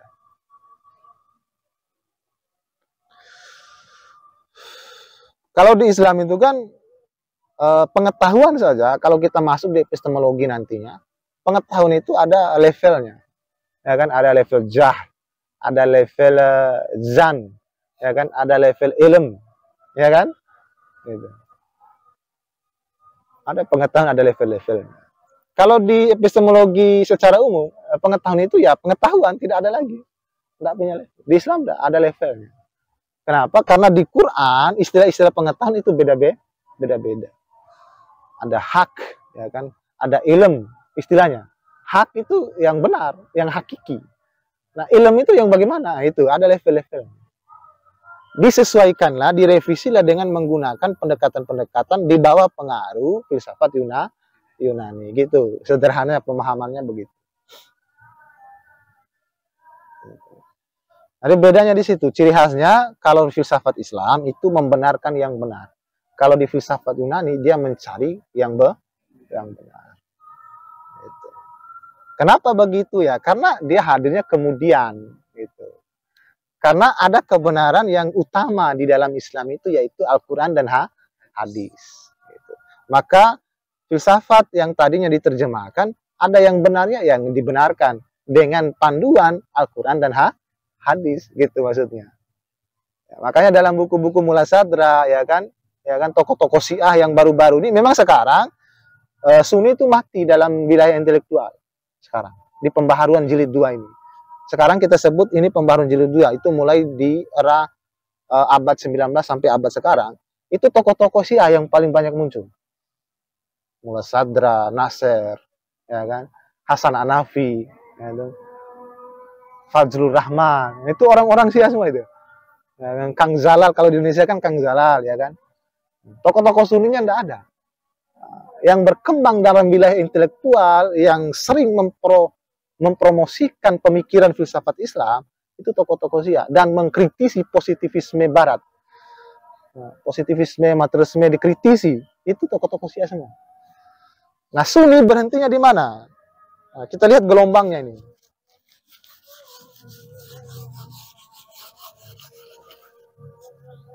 Nah, kita masuk nih. Era pertama,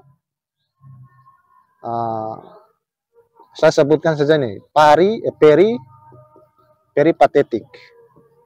Era pertama kejayaan ini semua itu tokoh-tokoh Sunni itu. Kebanyakan didominasi oleh tokoh-tokoh Sunni. Itu dimulai dari Al-Kindi sampai Ibn Rus.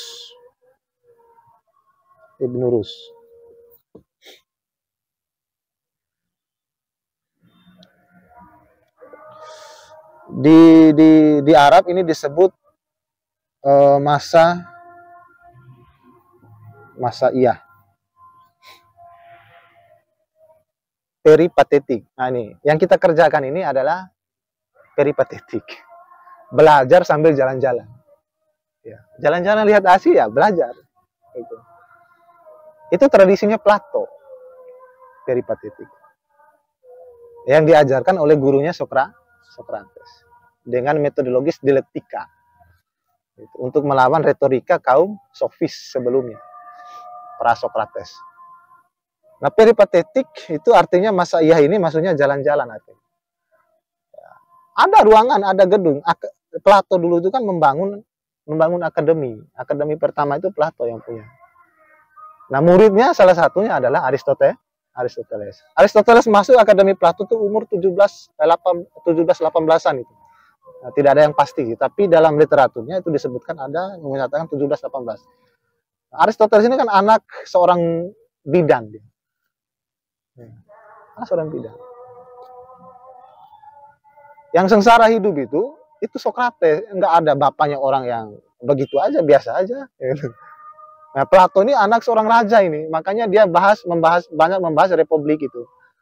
Plato anak seorang raja. Dia secara finansial kuat. Kalau Plato. Makanya bisa bangun akademi pertama.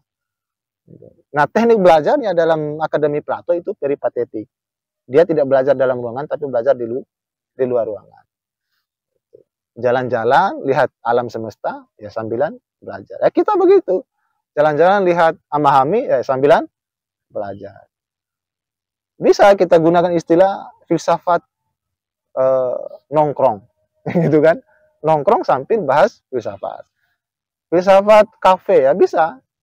Jalan-jalan di kafe sambil bahas filsafat. Kalau kita mau kritis betul bisa kita pakai istilah-istilah itu, tapi dengan argumentasi yang kuat. Kalau argumentasinya lemah, wawasanmu lemah, ya mudah saja itu terbelenggu dengan keadaan juga. Tokoh-tokoh peripatetik ini masa Iyah, dalam Islam disebut masa Iyah, itu mulai dari Al-Kindi, ya kan, ada Al-Miskawai, ya kan, ada Ibnu Sina, itu Araji, Ibnu Khaldun dan kawan-kawan itu sampai Ibnu Rus. Berlangsungnya ini teman-teman sekalian itu 350 tahun. Bayangkan, 350 tahun. 3,5 abad. Kan 1 abad kan 100 tahun. 3 abad lebih berlangsung. Mulai Al-Kindi sampai Ibnu Rus. Dan tokohnya tokoh peripatetik semua. Itulah kenapa Renan dan Adamson dan kawan-kawan yang lain sebagai filsuf orientalis itu menyatakan bahwa filsafat Islam itu tidak orisinal. Karena memang teknik belajarnya juga teknik peripatetik. Dia tidak melihat sisi revitalisasinya, tapi dia melihat sisi metodologisnya, metodologis belajarnya. Gitu. Bayangkan 350 tahun berjalan. Itu mulai redup itu. Mulai redup yang muncul di wilayah barat. Nanti didukung ada Jalal, ya kan? Ada Ali Saryati ya dari Irak. Muncul mereka itu. Terus berkembang ini pengaruh mereka ini, pengaruh filsafat aliran peripatetik itu mempengaruhi perkembangan barat yang kita sebut dengan Renaissance, pencerahan. Atau la sekolah kali Igor afklarung. Istilah Islamnya afklarung. Zaman pencerahan. Pencerahannya bukan di Islam, itu di barat saja. Di bawah pengaruh pikiran daripada Al-Kindi sampai Ibnu Rus. Benar ke iyo bahwa yang berpengaruh di Renaissance itu adalah pikiran mereka ini. Dihilangkan. Nah, mereka ambilnya apa? Wilayahnya wilayah realisnya, wilayah intelektualnya, wilayah teologisnya dihilangkan, bahkan dilawan lagi. Sudah diambil pikirannya, dilawan lagi orang-orangnya. Nah, kan mereka itu kan melawan teologisnya. Itu. Saya tempat afklarung itu apa? Saya pembelajaran di afklarung yang repetitif. Bukan. Itu repetitif ini artinya jalan-jalan. Maksudnya belajarnya di luar ruangan sambil lampa-lampa. Tapi kalau dikaji betul, Bang, kan teman-teman mereka kan banyak belajar di Cina, India. Kenapa mereka itu kan menghilangkan teologi? Karena mereka melawan itu pahaman teologi gereja gitu. Yang iya gereja yang dilawan. Tapi mereka tidak melihat bahwa Islam itu bukan pahaman ortodoksnya, bukan pahaman heterodoksnya. Ada dua, yang namanya heterodoks sama ortodoks. Yunani itu dipengaruhi oleh tadi itu rahib Maimonides itu, ya. Yang dalam istilah agamanya disebut zindik. Nanti kalau kalian ada istilah-istilah zindik, kodim, ya kan? Itu perdebatan. Jadi sebelum peripatetik ini teman-teman, Islam itu sudah banyak perdebatan loh.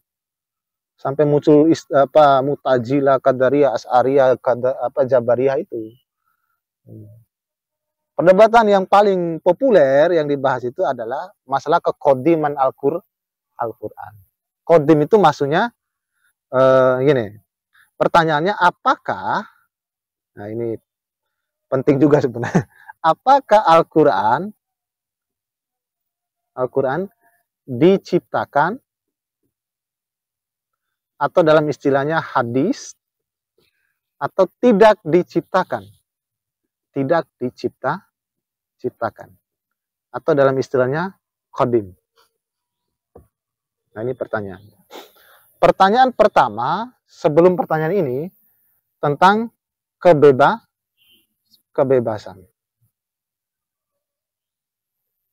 Ini pertengkaran Mu'tazilah, Jabariyah, Qadariyah, dan kawan-kawan itu. Sebelum ini, era peripatetik ini. Ya. Masih di era-era dinasti Umayyah.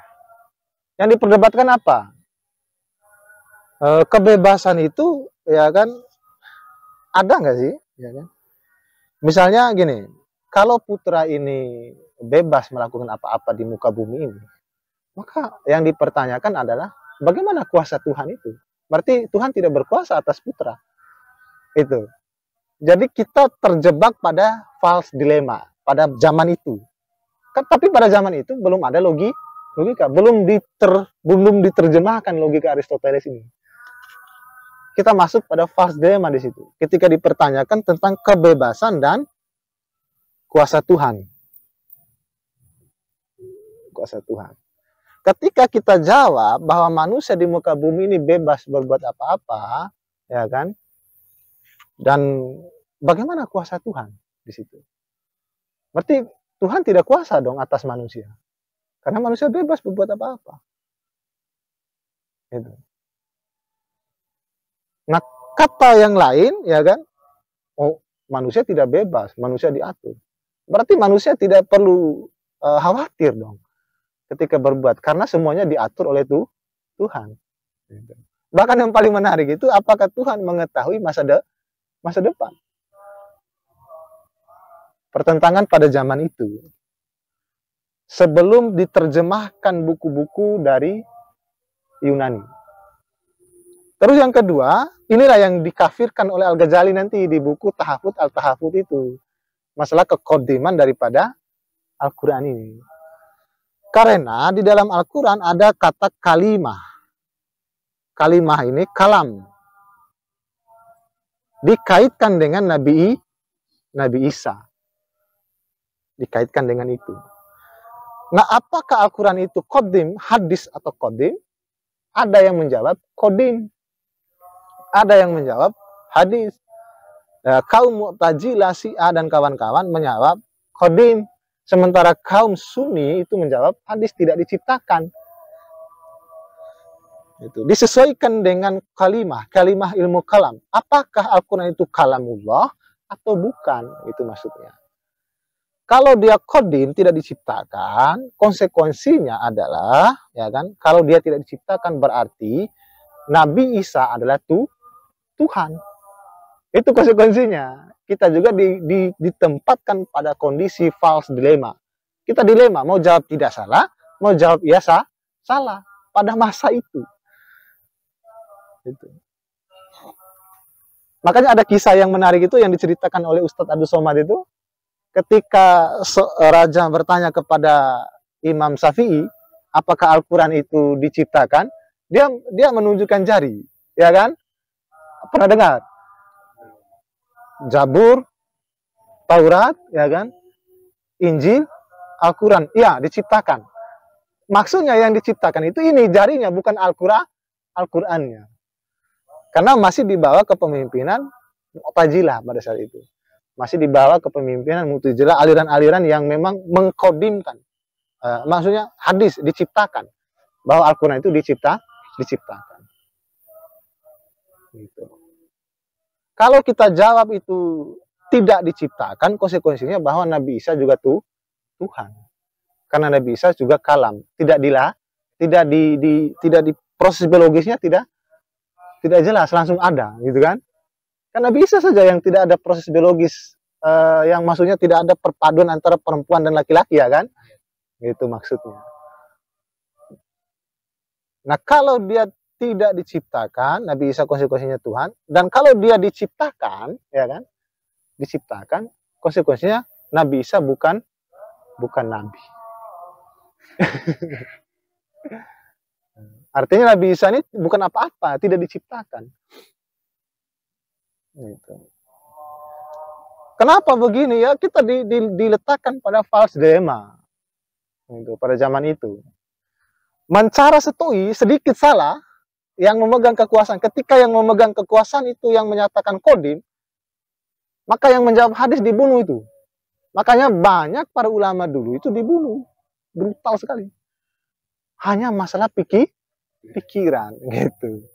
Maka pada masa dinasti Abbasiyah itu ya, karena ini sangat urgen urusannya, ya kan, Khalifah Al-Ma'mun menyatakan, oh ini harus ada bantuan lain ini, gitu. Jadi dunia intelektual jor-joran, secara besar-besaran terjemahkanlah seluruh sumber Persia, Romawi, Yunani paling banyak, gitu. Muncullah istilah mantik. Ini semua tidak lagi hilang.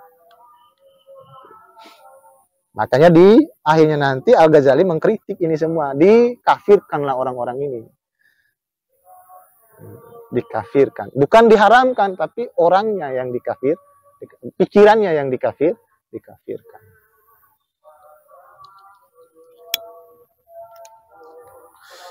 Itu. Jadi teman-teman mesti kalau belajar filsafat barengilah dengan belajar sejarah. Makanya kalau mau belajar sejarah Yunani ada sejarah filsafat Yunani, ada sejarah filsafat Barat, ada sejarah filsafat Islam. Ada itu. 3 buku itu bisa kamu kuasai sejarah filsafat itu. Nah, kalau mau paham Indonesia, filsafat Pancasila, mesti paham sejarah kemerdekaan.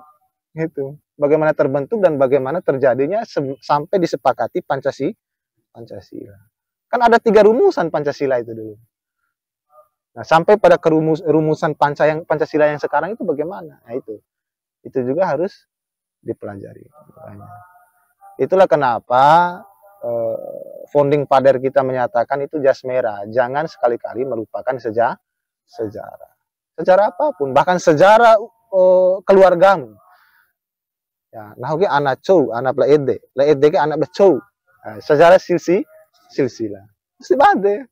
Supaya kemana-mana tahu, oh ini keluarga saya, ini saudara sanak dekat saya gitu. Itu 350 tahun ada peripatetik. Nah setelah ini aliran selanjutnya adalah illumination.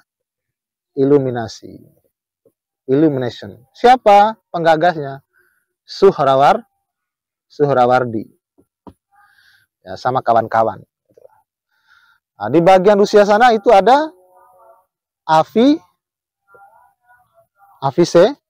Avicennisme. Pikiran Ibnu Sina digunakan sebagai satu paham. Oh, luar biasa. Sebagai paham. Ibnu Sina. Kalau Ibnu Rus disebut Aviros. Bahkan ada patungnya Ibnu Rus itu. Panena menyangkal sih. Dibuat oleh orang-orang Rusia. Menghargai pikiran-pikiran mereka ini. Yang mempengaruhi masa Renaissance. Jadi ketika orang mengkritik filsafat Islam itu tidak ada yang orisinal lah, itu karena tidak paham tentang kejiwaan sejarahnya. Dan tidak paham bagaimana pikiran-pikiran. Ya kan?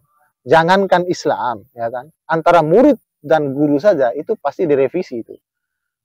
Pikiran Plato direvisi oleh muridnya sendiri, Aristoteles. René Descartes, pikirannya dengan titik tolak rasio, ya kan? Yang meragukan segala sesuatu kecuali dirinya sampai muncul istilah cogito ergo sum itu, dikritik oleh muridnya sendiri. Siapa? Baru Spinoza mengkritik pikiran gurunya René Descartes. Begitupun Hegel dengan modal dialektika idealisme dikritik oleh muridnya, yaitu Karl Marx dengan menggunakan dialektika materialisme. Pengkritikan ini disebut revitalisasi gitu. Jadi tidak ada kehendaknya sebenarnya. Ada. Kekeliruanlah ketika menyatakan bahwa tidak ada filsafat Islam. Kekeliruan. Coba hapus dulu. Jadi masanya Al-Kindi peripatetik, terus nanti ada masa pembaharu, itu ditandai dengan munculnya Iqbal, terus ditandai dengan munculnya Mullah Sadra, Murtada Mutahari, Muhammad Baqir Asar. Itu mulai matinya intelektual Sunni. Yang muncul tokoh-tokoh baru sekarang ini, Ali Syariati, ya kan? Imam Khomeini dalam ranah-ranah politik dari Iran, itu semuanya Syiah. Bahkan sampai di Indonesia yang rutin dalam hal-hal begini, contoh, kalau Igo kemarin deh, Afklarum, itu Syiah. Di Jakarta ada. Yang rutin sekali dalam hal-hal begini. Belajar peripatetik seperti ini. Kenapa ya? Ini ya mesti kita teliti lagi kenapa demikian gitulah. Kenapa demikian? Gitu. Kita lihat ciri khasnya ya, ciri khas. Ciri khas filsafat Islam. Ciri khasnya kita bagi filsafat Islam ada yang klasik. Ya. Jadi yang klasik itu dia melihat realitas kontekstual,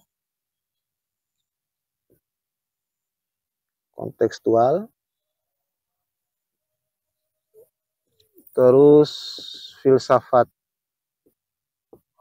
Yunani, terus teks. Teks ini Quran dan hadis.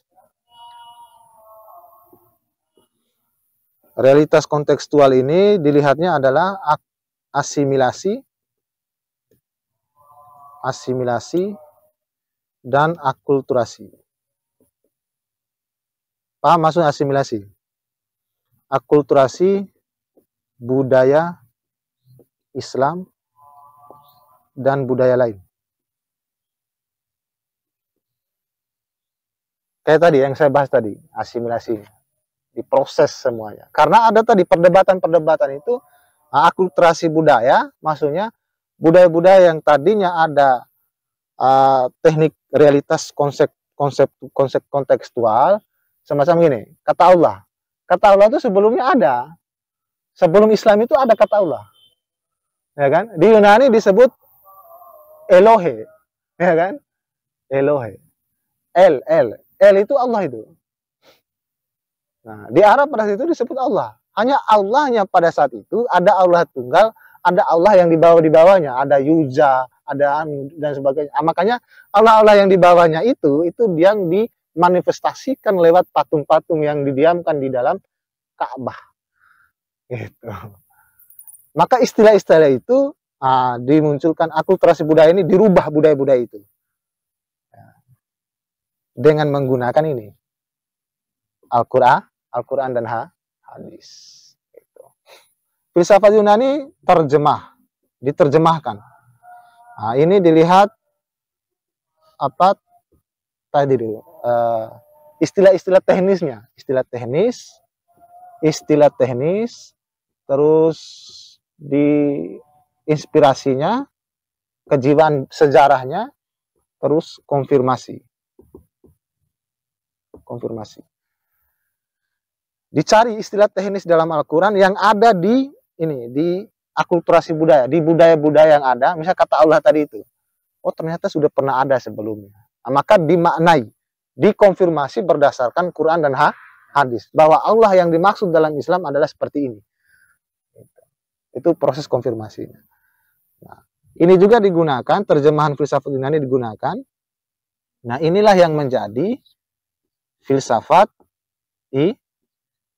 Islam era klasik. Ya, itu dimulai dari Al-Kindi sampai Ibn Rus. Itu ciri khasnya.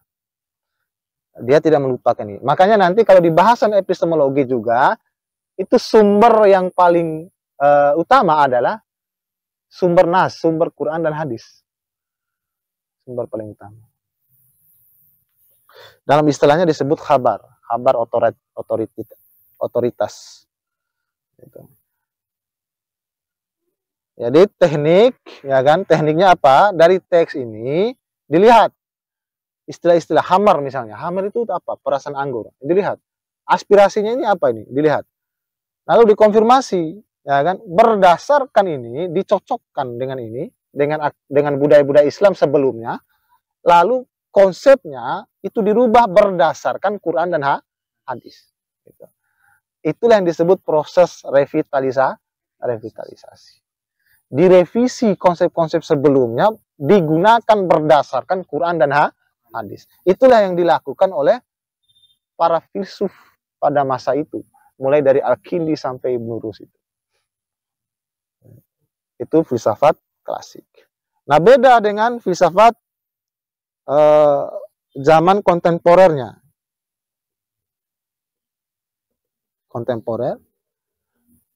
Nah, beda. Realitas sosial dilihat, realitas kontekstual, terus filsafat Yunani tidak dipakai. Karena memang sudah diterjemahkan sebelumnya. Gitu.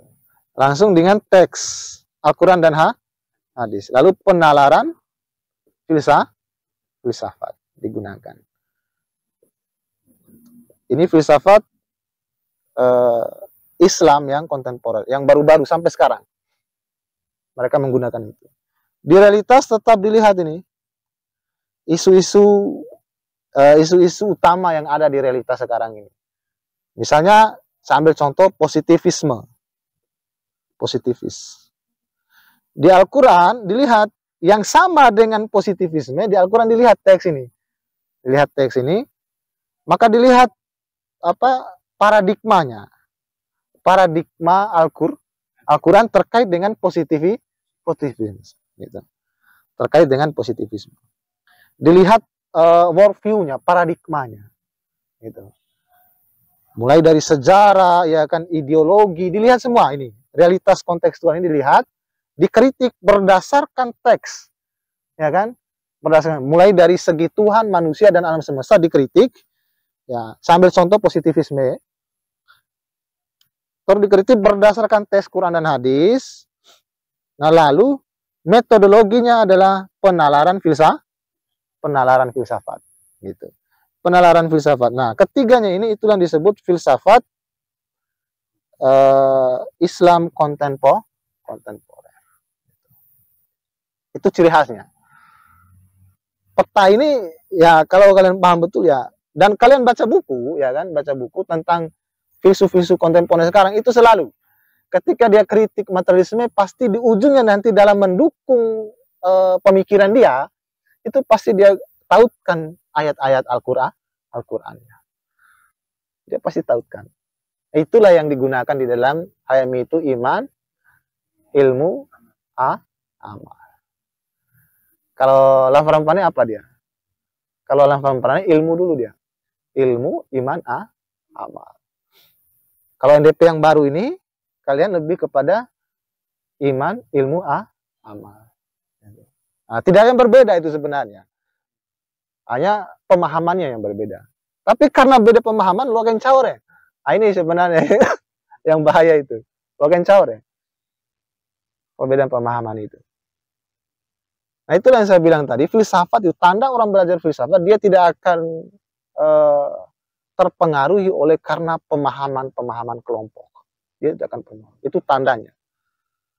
Dan cara dia bertindak, dia tahu kapan dia harus ke situ dan kapan dia tidak ke situ gitu misalnya. Kapan dia minum, kapan dia berhenti minum. Itu orang-orang yang belajar filsafat. Itu kontemporer. Kalau teologi, kalam itu beda lagi. Beda dia. Ini petanya kalamnya, teologi. Nah, istilah-istilah ini harus kalian pahami. Nah, ada teologi Islam, disebut kalam. Ada teologi Kristen, ada teologinya Kristen itu.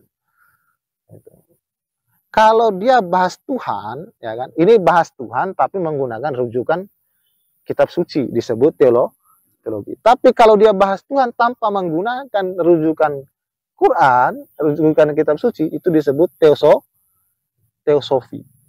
Nah, bedakan itu. Atau transcendent teosofisme, nah, itu disebut begitu. Teologi Islam itu beda kalam. Tokoh-tokohnya beda tekniknya. Tidak seperti ini. Ini rananya ini nanti, pembahasan turunannya adalah tentang bayani, irfan, dan burhan.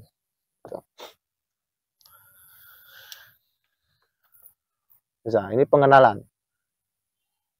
Jangan sampai teman-teman, tidak ada filsafat Islam.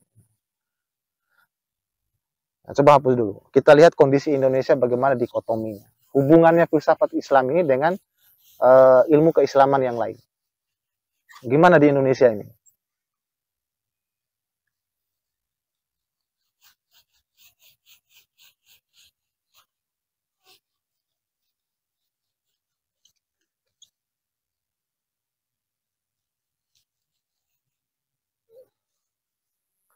Nah, kalau kita hubungkan ini, pengaruh filsafat yang tadinya dibahas di peripatetik, ya kan, pengaruhnya di Indonesia itu ada dikotomi. Dikotomi. Seolah menyatakan bahwa ilmu ada ilmu agama, ya kan? Ada ilmu umum. Ilmu agama itu fikih, nahu, tahu nahu? Tata bahasa Arab itu disebut nahu. Nahu ini ada 3 dia, ada 3 mazhab dia. Ada mazhab Basrah, ada mazhab Baghdad, ada mazhab Kafu kalau nggak salah itu. Ada 3 mazhab. Kalau mazhab Basrah itu dia mengedepankan logika, kalau mazhab Kasfu kalau nggak salah itu dia tidak mengedepankan logika, sementara mazhab Baghdad dia mengedepankan logika dan juga tidak mengedepankan logika. Dia menggabungkan kedua mazhab. Itu nahu. Kalau fikih istilahnya adalah hukum. Terus ilmu agama itu masalahnya di sini. Di Indonesia ya kita khususkan di Indonesia. Ilmu umum itu tentang matematika, ya kan, biologi, ya, hukum, ya kan, dan lain-lain. Dikotomi ini pengaruhnya besar terhadap masyarakat kita. Ya kan. Bahkan ada, ya kan, salah satu teman yang memang kuliah filsafat, dia menyatakan begini. Mungkin karena belum memahami atau bagaimana, dia menyatakan bahwa yang belajar ilmu fikih, ya kan, belajar ilmu agama itu wajib bagi semua orang karena itu ada pahalanya. Wajib bagi umat Islam karena ada pahalanya. Saya tanya, ya kan, berarti kalau belajar ilmu matematika, biologi, hukum dan sebagainya tidak ada pahalanya? Dia diam. Kenapa? Karena dari awal dikotomi ini ya kan sudah muncul ini. Dari buku tadi itu, buku pembagiannya Al-Ghazali sebenarnya. Karena dulu Al-Ghazali itu ada membagi tentang pengetahuan, ada pengetahuan usul, ya kan, ada pengetahuan dasar, ada pengetahuan yang tidak ada kaitan dengan agama. Tapi di sana dia tidak kaitkan dengan pahala. Sampai di Indonesia dikaitkan dengan pahala. Seolah belajar matematika tidak punya pahala. Itu. Nah, Islam sebenarnya mencakup semuanya ini loh. Semuanya ini. Mencakup semuanya itu. Hanya saja dia tidak lari dari Quran dan hadis. Ketika dia belajar matematika, maka matematikanya dikaitkan berdasarkan Quran dan hadis. Ketika dia belajar biologinya dikaitkan dengan Quran dan hadis. Justru yang paling banyak adalah di kehidupan masyarakat kita, dokter misalnya, itu lebih baik perilakunya, normalnya, ya kan, moralnya dibandingkan para ulama. Dokter itu bisa lihat itu, ketika ada orang yang lemah, ya kan, orang kakek-kakek tua yang datang berobat, dia gratiskan. Itu. Moral itu kan moral yang bahkan dia tidak belajar ilmu fikih itu. Kenapa? Karena dalam pemahamannya, dia dalam pemahaman filsafatnya. Gitu. Justru orang-orang belajar fikih lah yang di Indonesia ini yang menyesatkan, yang sesat menyesatkan antara umatnya, gitu. Ya, kata Ustadz A begini, kata Ustadz B begini, kata Ustadz begini. Kita yang belajar filsafat tidak boleh terpaku pada problema itu. Kita mesti menganalisanya. Gitu. Nah, menganalisanya juga mesti kita mencari orang yang tahu pada ahlinya. Gitu. Jangan menganalisa sendiri. Ya. Apa otoritas, bukan gitu. Apa kamu pernah belajar ilmu fikih kayak gitu? Itu harus dipelajari juga. Kalau analisa sendiri itu bisa keliru. Kenapa? Karena kita bukan ahlinya. Nah, yang dianalisa itu maksudnya begini, filsafat itu bukan wilayahnya di situ. Wilayahnya maksudnya memperkuat diri kita agar terus belajar yang sistematik. Ketika kita belajar, orang itu perdebatkan soal fikih antara kelompok, karena kita tidak punya pengetahuannya, tanya kepada ahli fikih, bukan kita yang terjemahkan lagi gitu. Bisa keliru kita. Ketika dia bicara Quran, ya oke, tanya yang ahli Quran. Nah, ahli Quran juga banyak gitu. Ada ahli tajwidnya, ada ahli suaranya, ya kan, dengungannya, ada dan macam-macam itu. Gitu. Jangan simpulkan sendiri. Itu yang dimaksud dengan sistematis itu. Nah, filsafat hadirnya sebagai apa? Filsafatnya itu memperkuat kejiwaan kita, kesadaran kita bahwa kita perlu akan itu. Dan kita tidak terjebak pada, kita tidak menilai, kita tidak akan menyimpulkan sebelum kita pastikan kebenaran. Dengan bantuan orang-orang tertentu pada ahli. Gitu maksudnya. Makanya orang-orang filsuf dahulu itu jarang sekali yang satu guru. Nah, itu ore guru. Nah, Al-Ghazali, ya kan, ternyata dia sudah jadi rektor besar, ya kan. Dia belajar lagi di Damaskus karena merasa kurang. Maka banyak gurunya. Itu. Ketika dia ingin tahu tentang biologi, maka cari orang yang ahli biologi, dia belajar tentang biologi. Itu dulu itu. Sekarang enggak. Yang ada adalah dikotomi seperti ini. Maka kelirulah ketika menyatakan bahwa belajar matematika atau belajar kedokteran itu tidak mendapat pahala. Nah, itu pahala itu urusan Tuhan, bukan urusan manusia. Ini hubungannya filsafat Islam dan ilmu Islam yang lainnya. Semuanya ini masuk di Islam. Kenapa? Karena dia bahas Tuhan, alam semesta dan manusia. Dokter bahas manusia loh, ya kan? Dia juga bahas Tuhan, dia juga bahas alam semesta. Apa yang dibahas? Kalau dia dokter gigi, ya, yang dibahas tentang gigi. Kalau dia dokter tumbuhan, yang dibahas tentang tumbuhan. Kalau dia dokter hewan, yang dibahas tentang hewan. Hewan, gigi, dan sebagainya bagian daripada alam semesta. Gitu cara berpikirnya kalau dalam filsafat. Tidak ada istilah itu, ini ilmu Islam, ini ilmu agama, ini ilmu bukan agama.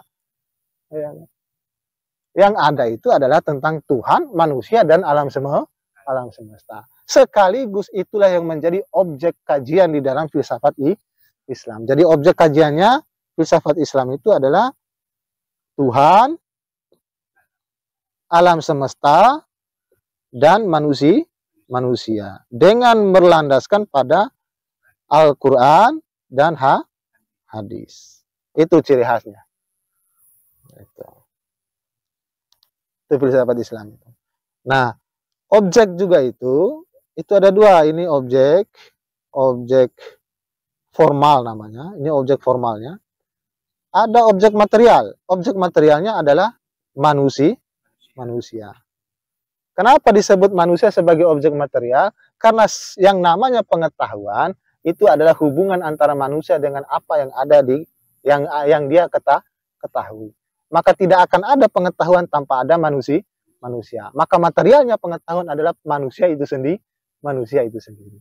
Paham itu? Objek materialnya adalah manusia. Kenapa? Karena, ya kan, tidak akan ada yang namanya pengetahuan kalau bukan ada pada manusia. Dan manusialah yang menjadi orang yang sesuatu yang menyampaikan pengetahuan gitu. Nah, objek formalnya adalah sesuatu yang berada di luar objek material, yaitu ada Tuhan, alam, dan manusia sendiri. Gitu. Makanya pengetahuan dan manusia itu adalah sesuatu hukum yang bergantung dia. Hukum yang bergantung. Gitu. Begitupun dengan filsafat Islam. Saya kira begitu tentang pengenalan kita filsafat Islam. Kedepannya atau di lain waktu, kalau teman-teman serius untuk belajar, kita akan masuk pada pembahasan Al-Kindi. Nah, karena Al-Kindi banyak corak berpikir juga. Ya. Corak berpikir Al-Kindi dan kawan-kawan itu lebih kepada teologi. Ya. Al-Farabi dengan aliran berpikirnya emanasi. Gitu. Suhrawardi dengan aliran berpikirnya iluminasi. Mula Sadra Mutahari dengan aliran berpikirnya muta'aliyah israkiyah. Nah, itu aliran berpikir yang memang cara-caranya beda-beda. Gitu. Jadi begitu ya. Semoga hal ini bisa menjadi bekal teman-teman untuk lebih ketika membaca buku pengantar filsafat Islam bisa paham, oh ini yang dimaksud oleh Bang Jack itu, ini yang dimaksud begitu. Karena ini semua yang saya sampaikan tadi itu kalau kalian baca buku filsafat Islam itu sampai dia membahas hakikatnya. Dia bahas semua itu. Ya, Kalau kalian baca buku ya bisa sampai 50 halaman urusan ini tadi. Dan mungkin juga itu berbagai macam buku baru dapat itu semua. Karena ada yang beda cara pandangnya, ada yang beda gitu. Jadi perbanyak belajar lagi supaya kita semakin memberikan kemanfaatan dan bermanfaat untuk diri, orang lain dan bangsa untuk kedepannya. Semoga ini bermanfaat. Yang baiknya itu dari Tuhan yang Maha Kuasa, yang buruknya itu dari diri saya sendiri. Akhir kalam saya ucapkan billahi taufiq wal hidayah. Wassalamualaikum warahmatullahi wabarakatuh. Waalaikumsalam warahmatullahi